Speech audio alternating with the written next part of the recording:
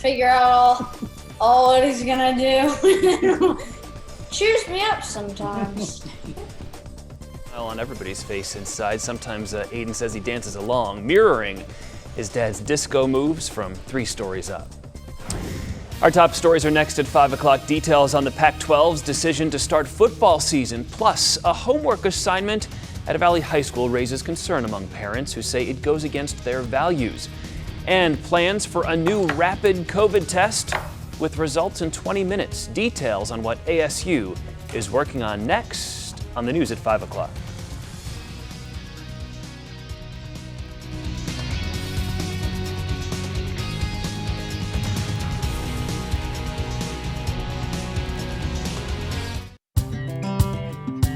Hi, I'm Lisa Robertson. Do you ever wonder what the newest brands are, the coolest ideas, the things that everybody else is talking about? Do you ever want to be the first one to find out what they are? We can help you with that. We're local steals and deals, and we have all the best ideas for you at values that you cannot find anywhere else. So if you want to be in the know, we've done the homework, we've done the legwork, and we're going to bring it all to you. Just text AZ Family to 65,000 to learn more. Arizona has some of the worst air quality in the country, but Martha McSally's dishonest claims are enough to make you choke. McSally promised to protect our health, but took $1 million from corporate polluters and voted to gut clean air protections. She even voted to let insurance companies deny care for people with pre-existing conditions like asthma and cancer. Martha McSally. Her dishonesty is sickening. EDF Action Votes is responsible for the content of this advertising. Who does Hero Tipper-Nenny put first? If you care about the economy, it's not you. Like Nancy Pelosi, Tipper-Nenny backs keeping the U.S. in a one-sided energy agreement with China, despite the devastating risk to American workers. Tipper-Nenny stands with liberal Nancy Pelosi, even if it means doing favors for China. Hero Tipper-Nenny. Nancy Pelosi is her boss, not you. Club for Growth Action is responsible for the content of this advertising. Commander-in-Chief. It's more than just a job. Since taking office, President Donald Trump has rebuilt our military, repaired a broken VA, and eliminated Soleimani, al-Baghdadi, ISIS, the world's deadliest terrorists brought to justice. Today, America is safer and stronger than ever. Because to President Trump, it's more than just a job. It's a sworn duty to keep America safe. I'm Donald J. Trump, and I approve this message. Read the fine print in Prop 208? Prop 208 contains the biggest permanent tax increase in Arizona history. But what Prop 208 doesn't do is guarantee how much money will actually reach the classroom. Just 55 cents of every dollar we spend makes it to the classroom. And Arizona spends $1 billion on administration and overhead. Prop 208, a massive tax increase with no guarantees. Read the fine print and vote no on Prop 208. America's got a knack for getting up when we're knocked down. So let's not just rebuild our economy, let's reinvent it and make it work for everyone. Small businesses are job generators, so let's give them access to capital and loans so they can put more people to work. And we should expand training for high-tech careers to help folks land good-paying jobs. When we support our small businesses, we always come out on top. I'm Mark Kelly, and I approve this message. Good evening, everyone. We start with breaking news, and this is going to make a lot of people happy. There will be Pac-12 football this fall. A lot of things happening in the last few minutes. The official decision coming just within the last 30 minutes. Our Mark McClune joined us now live. And Mark, Dr. Michael Crow was signaling something during the governor's press conference. He kept looking at his watch, and at one point he pulled out his phone. No, he did. He said, I think we're going to know something around 4 o'clock, and that's about right when we found out today. He was talking, of course, about the state of Arizona, but we've been waiting all day for the Pac-12's decision on fall football. Now, they canceled fall football in early August But after the Big Ten announced it would come back, the Pac-12 really had no choice. It was just announced within the hour the Pac-12 will play this fall. Games can start November 6th. That's a Friday. It will be a 7-game season. The conference title game set for December 19th. The champion will be eligible for the college football playoff. Now, no fans will be permitted. The schedule will be released in the coming days. In addition, men's and women's basketball can start November 25th. A lot had to come together from a health perspective to put this together. The conference now has daily testing. Larry Scott, the Pac-12 commissioner, meeting the media as we speak. And ASU athletic director Ray Anderson did speak about what a football season can look like on his podcast. Yeah, well, as you talk to football coaches around the country and certainly in our conference, the thinking is that, a 6-week ramp up time to really be able to get out there knowing that we're ready health and safety wise. Given the timing for the Pac-12, does that give us 6 or 7 games?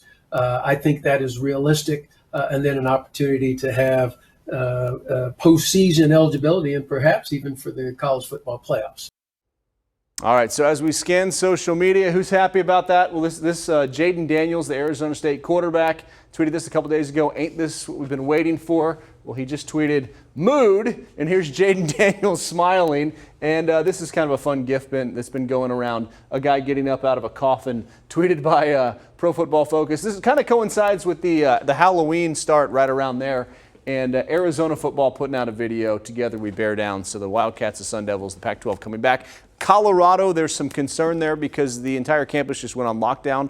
Will the Buffaloes come back? There's still a lot of questions to be sorted out here, but we'll kind of get the answers to those questions in the coming days and weeks, like what's the championship game look like? Are they going to play in the college football playoff? How many teams are going to the college football playoff? I think it's a good year to expand it. The key was daily testing, right. And they're going to reevaluate whether fans will come back January 21st. Into 2021. So I think it's just off the table for football season. You're not going to be able to go watch the Sun Devils or Wildcats play in person. But a lot of folks on their Saturdays have been getting a lot of housework done. But, it'll be good to watch the local teams play. At least this is the news a lot of fans wanted to hear, but still a lot more details to come. Mark, thank you. Good to see you.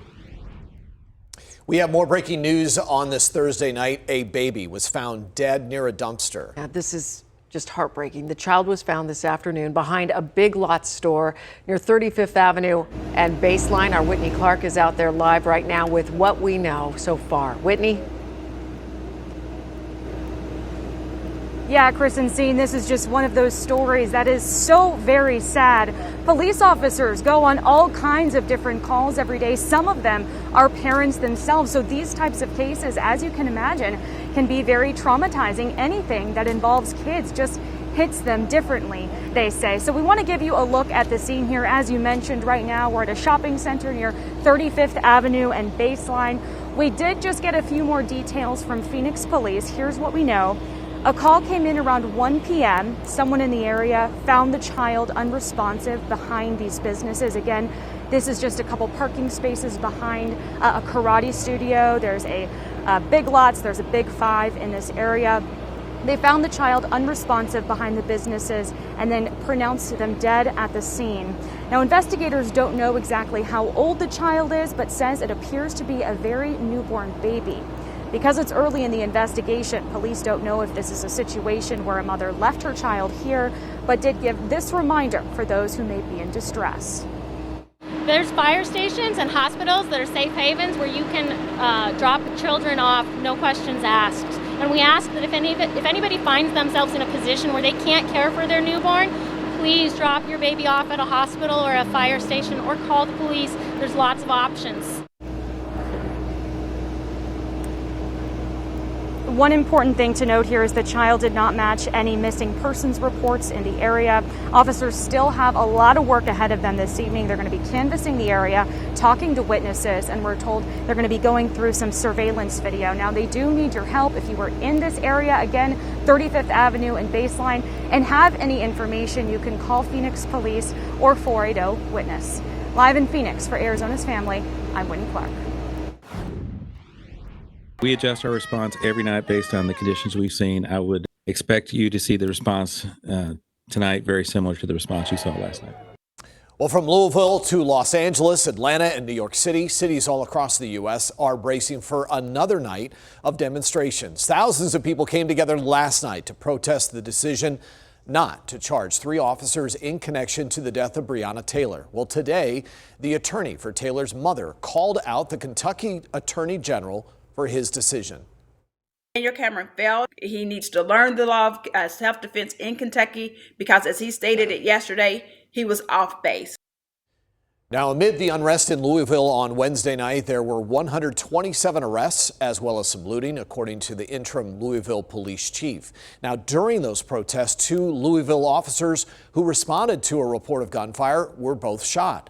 They're expected to be okay and recover. 26-year-old Lorenzo Johnson has been arrested for that shooting. And tonight there will be a candlelight vigil for Breonna Taylor and Deon Johnson at City Hall in downtown Phoenix. A DPS trooper shot and killed Johnson back in May after an altercation on the side of the Loop 101. And earlier this week, the county attorney announced that trooper will not face charges in Johnson's death. The vigil tonight starts at 8 o'clock. Organizers say this is going to be a non-violent rally. As always, you can count on Arizona's family to keep you up to date on tonight's vigil, on air, online, and on our AZ Family News app. A Gilbert father wants answers after his daughter was asked to do a school assignment about privilege. He says it's the visuals that came with the lesson that really upset him. Carissa Planalp gives us a look. Roberto Sandoval says he's the son of a Mexican immigrant who worked hard to achieve the American dream. He says he was blown away when his teen showed him her homework from Highland High School. Tuesday afternoon, my daughter came home and asked both me and my wife a question and said, I have an assignment that's asking me how I am privileged. Roberto was curious about the lesson from his daughter's English class. Then he saw the slides. My skin color gives me privilege I didn't earn. Your skin color gives you struggles you didn't deserve. Trying to create a divisive environment through race just doesn't belong. Roberto provided other visuals from the assignment, breaking down pay disparities for women minorities and discussing injustice. I'm sure you can tell from the color of my skin, I'm not white. And, you know, my daughter is not either. The Gilbert father says he came from humble beginnings, and the lesson goes against the values he teaches at home. They're not a victim, and to me, this was teaching that they're a victim. Highland High School is part of Gilbert Public Schools. A district spokesperson sent us a statement saying the assignment was meant to explore the definition of the word privilege in all its contexts.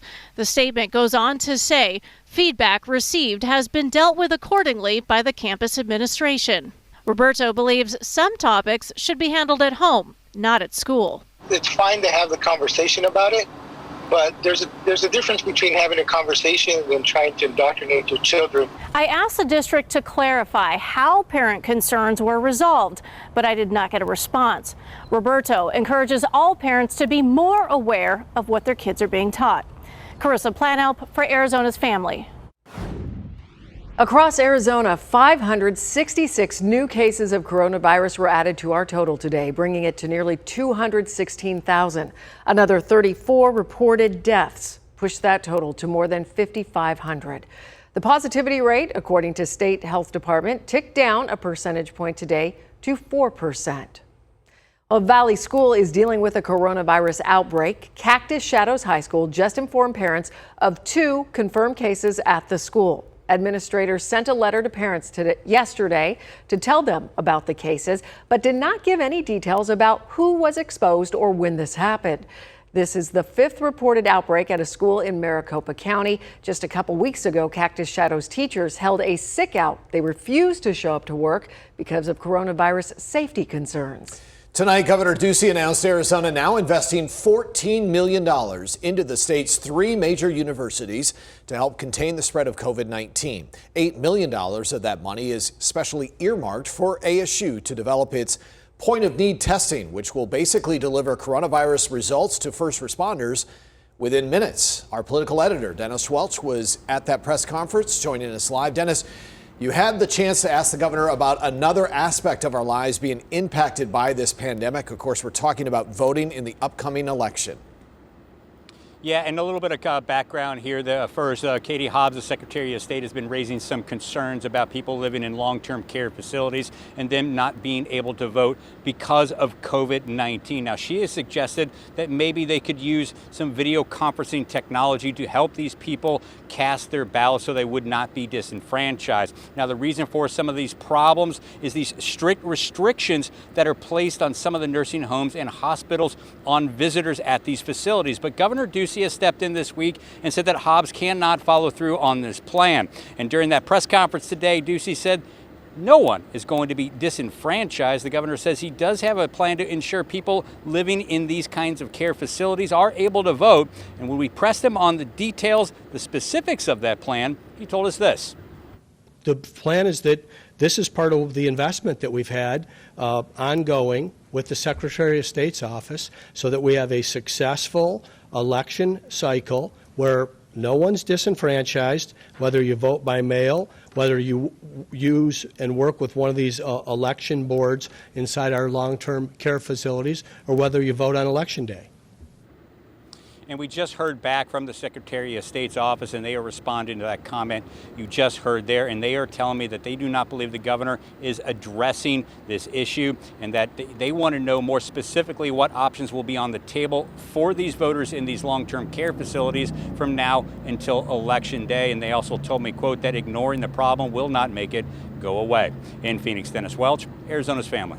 Hey, Dennis, thank you. With so many students learning from home and relying on computers as well as the internet, the push to make sure everybody has all the equipment that they need. That's coming up.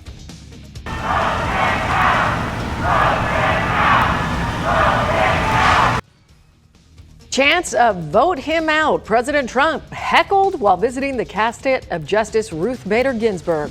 The reaction from the White House and the efforts to replace her on the Supreme Court.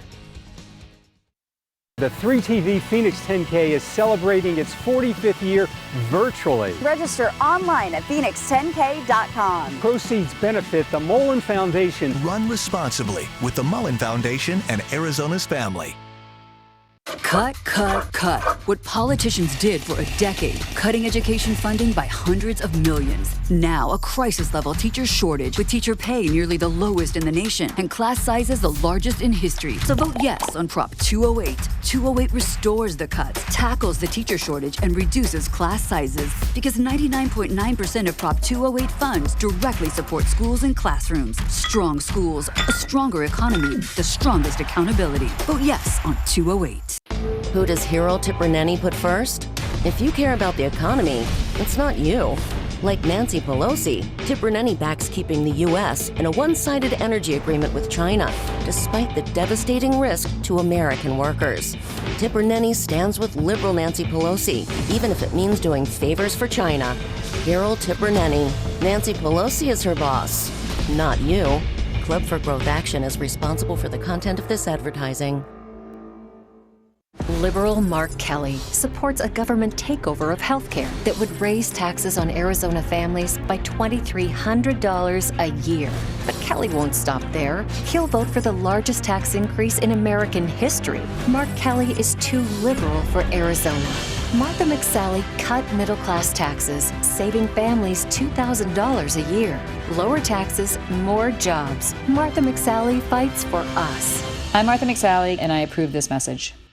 Read the fine print in Prop 208? Prop 208 contains the biggest permanent tax increase in Arizona history. But what Prop 208 doesn't do is guarantee how much money will actually reach the classroom. Just 55 cents of every dollar we spend makes it to the classroom. And Arizona spends $1 billion on administration and overhead. Prop 208, a massive tax increase with no guarantees. Read the fine print and vote no on Prop 208. On the next People, these shocking murders people have been talking about for 50 years. The only person who knows what actually happened is Jeffrey McDonald. Plus, Queen Latifah wants you to stay healthy during COVID. Tonight on People. Tonight at 6:30 on 3TV. Right now, we're going to focus on a big problem in Arizona, especially with so many kids still limited to online learning. More than 200,000 students across the state do not have access to computers or even the internet. So a big push now underway to get many of these kids the technology that they need. Our Jason Berry shows us how an ASU student is leading the way. A lot of us take for granted having a PC or laptop, but the reality is a lot of Arizona children have no access to a computer or the internet, and that makes getting a good education extremely difficult, especially during a health crisis. ASU student Selena Villa could be spending her free time hanging out with friends. Instead, she's here organizing and unloading dozens of refurbished computers to be given to low-income families with kids who don't have access to technology or the internet. Even though these families are in a lower income status, doesn't mean that they shouldn't get the same quality education that all other students are getting. A few months ago, the nonprofit Chicanos Por La Casa created a program called Help Our Kids Connect. Its mission: get as many computers into the hands of students who can't afford one. And from there, it just took off. IT Director Robert Alvarado says the COVID-19 crisis exposed a huge education gap across the state, with so many schools turning to online learning. Villa was one of several college students brought in to expand the program and get more donations and acquire more computers. They can see that what they're actually doing makes a difference, and it is changing somebody's lives. Just like somebody must have changed their life or been a mentor to them, they're having that opportunity as well, so they're returning the favor. So far, the Help Our Kids Connect program has distributed close to 200 computers and are looking to pass out 600 more with a new batch of computers that just came in. Right now, all of the computers are accounted for, so they're reaching out to the public for more donations to help more families. And just seeing their faces light up, that was the best thing that I could have ever experienced in my life.